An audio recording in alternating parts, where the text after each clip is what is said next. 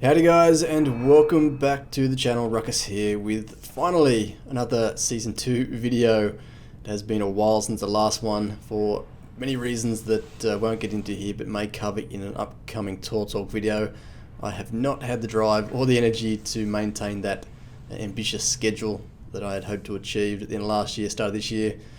But in the interest of getting some content out there, we are doing the Mark 7/1 Centurion today. This is the Tier 9 British medium tank, following on from the Centurion Mark 1 and ancestor in a way to the modern main battle tank. This thing really isn't much of a medium. It's more sitting in between medium and heavy branches.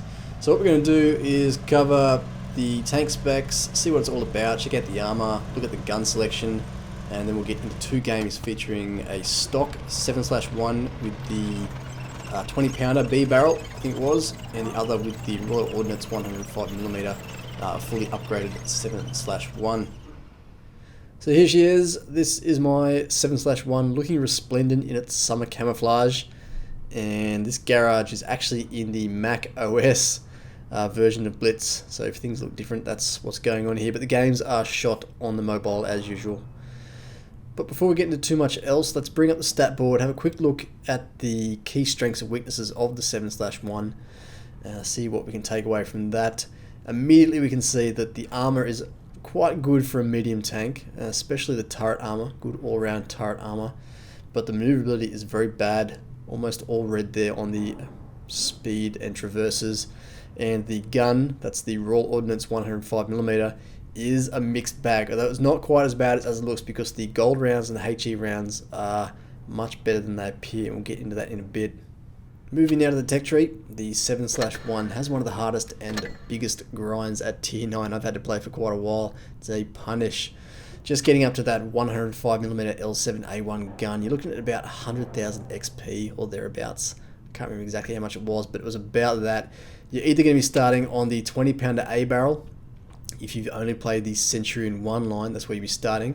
Or if you played the heavy tank line and got past the Conqueror, you'll be playing with the 20 pounder B barrel gun. They're both roughly the same, the B barrel is the better option.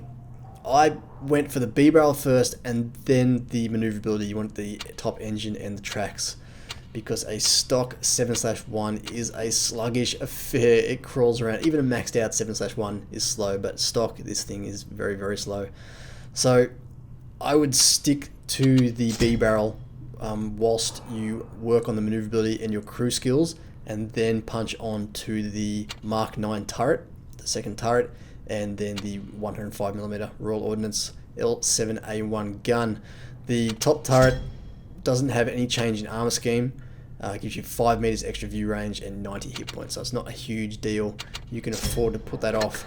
And the 20 pounder B barrel gun is in some ways actually the better weapon. It'll do the job in Tier 9, except for that lack of alpha damage. It's only got 190 per shot.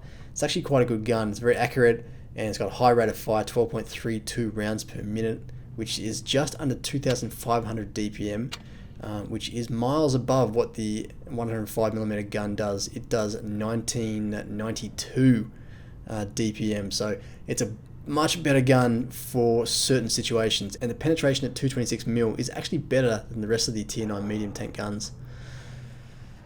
If you're anything like me, you'll get sick of doing 190 alpha damage per shot at Tier 9 and Tier 10. You really do struggle to find situations where you can punch out shots at a good rate, which is what you need to do if you're doing such a low alpha damage against targets with such high hit points. So you upgrade to the 105mm L7A1, which does 350 alpha damage per shot and fires 8 PCR, with 260mm of pen as the standard round. It's a very good gun in most regards. It's accurate too, but the rate of fire is pretty bad. It's only 5.69 rounds per minute, which leads to that poor DPM of under 2,000 per minute. To make up for that, you've got to use or at least try and use effectively the premium round and the high explosive round. Both of them are labelled as high explosive, but they are HESH rounds. The British high tier vehicles used high explosive squash head ammunition as their premium round. Squash head ammo, if you're not familiar with it, is a kind of delayed fuse high explosive weapon. When a squash head round contacts an armor surface, it doesn't detonate right away. There's a delay there that allows the round to deform and the high explosive to smear out into a disc right up against that armor surface. Then detonation occurs, and that creates a huge concussive force, which then knocks out modules, damages equipment, and incapacitates or kills crew members.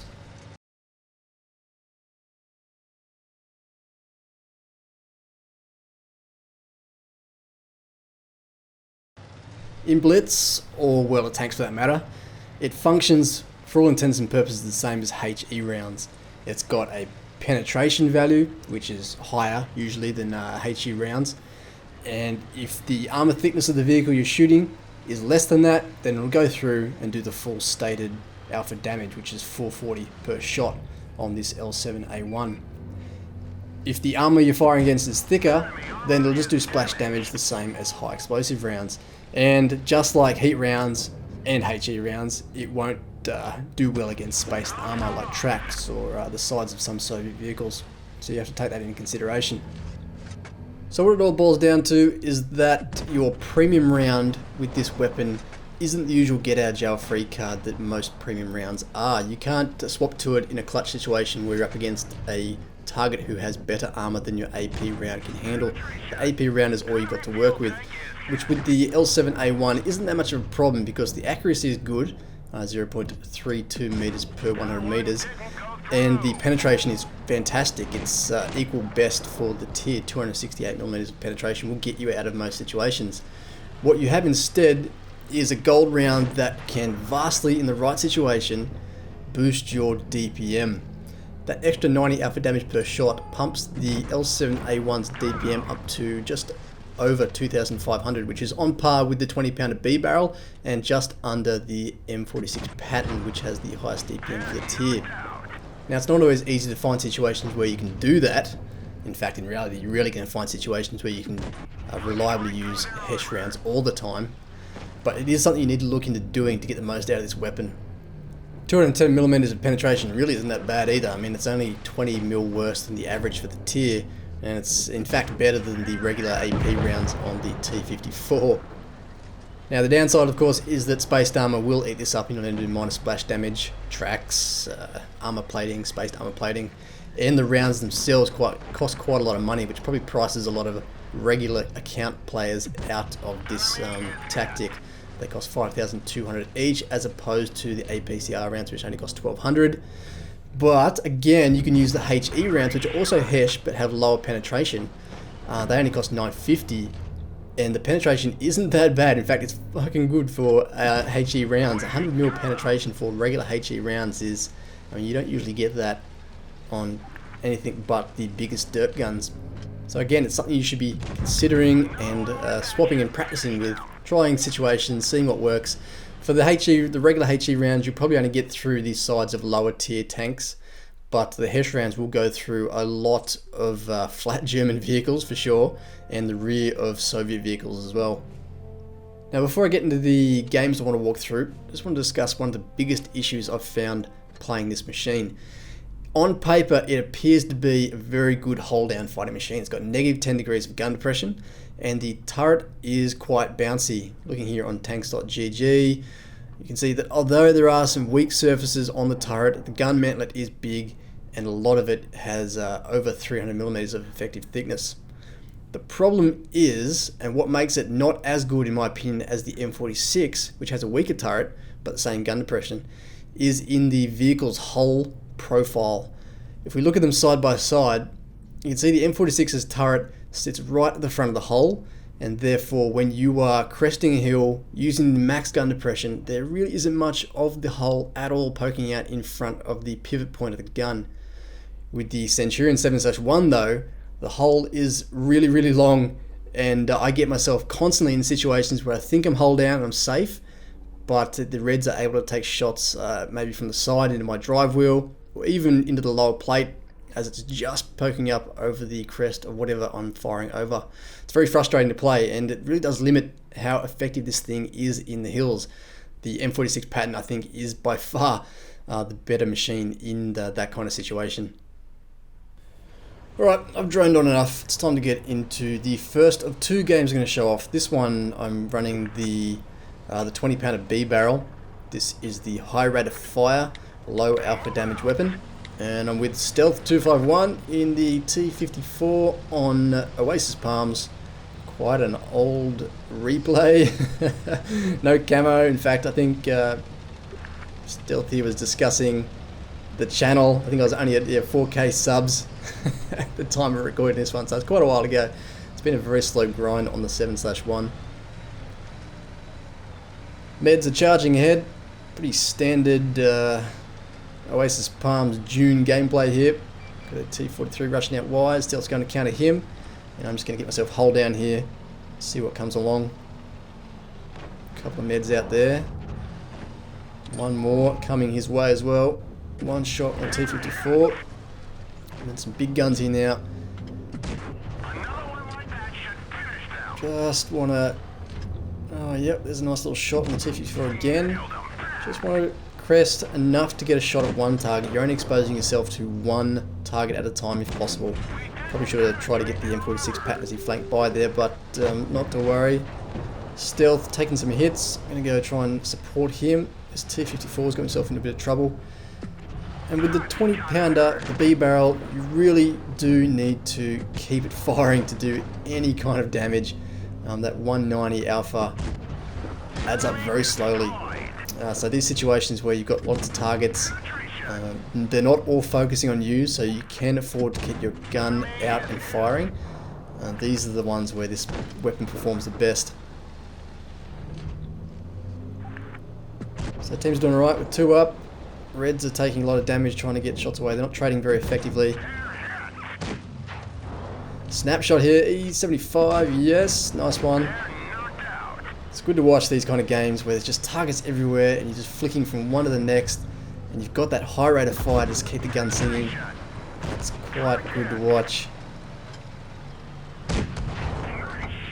T54 does get a couple of shots in. He's got the adrenaline on. Take him down. Move on to the next T54. Pop, pop. Double tap there with Stealth. Patton's run out of friends. He's got adrenaline on as well, but bang, again, another double tap. 3 each. Tiger 2 left, who has been very slow to the party. Who's he going to target? He looks to Stealth. Still takes a hit, but he slips by. And it's a dog pile on the Tiger 2. All in. Well played, team. 7 love.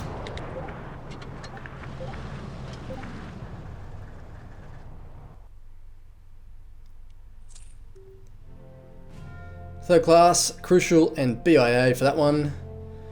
Again, you can see that even though I fired that gun pretty much from start to finish, it only added up to 2,700 stealth there with 3.3k. Very well played. 20 shots fired, 16 penetrations.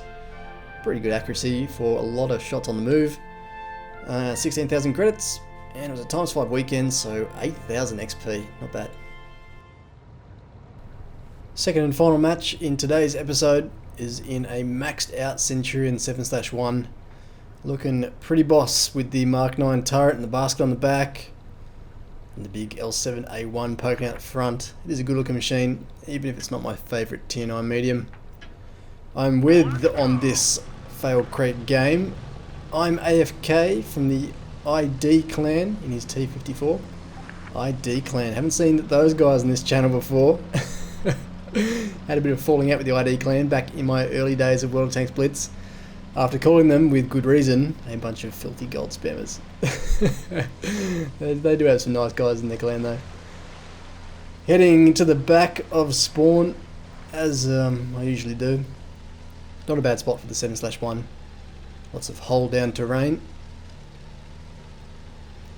The rest of the team is trundling on behind. It's a tier 9 match. We've got 2 tier 9s on my team, myself and I'm AFK.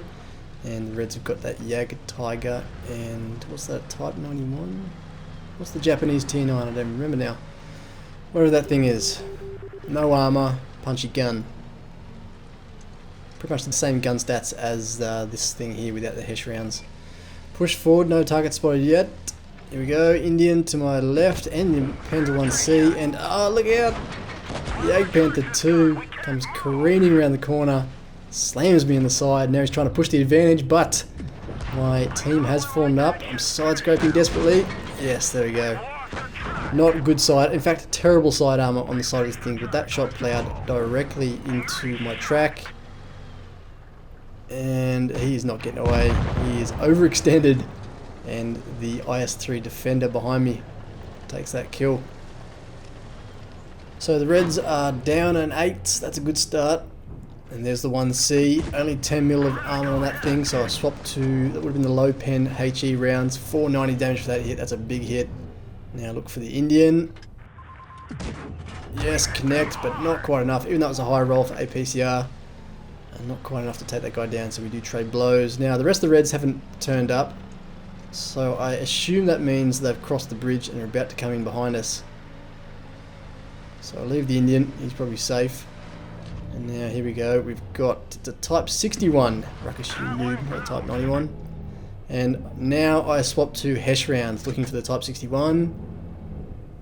Through his side, yes, 433 damage. Type 61's backing away, but the Panther is giving me his side as well. This is the target you want to be firing Hesh at. Sides of German vehicles, 472. It's a big hit. Again, yes, 445. That we'd lose the ISU. Down goes the Panther. The Egg Tiger's charging in. Our prototype probably won't last long. APCR through the front of his vehicle. And now the long nose of the Centurion 7/1 is about to get me into trouble, as we'll see here. I think I'm hull down. Look for the Ag Tiger again, but I get tracked by the Type 61. You could obviously see my drive wheel.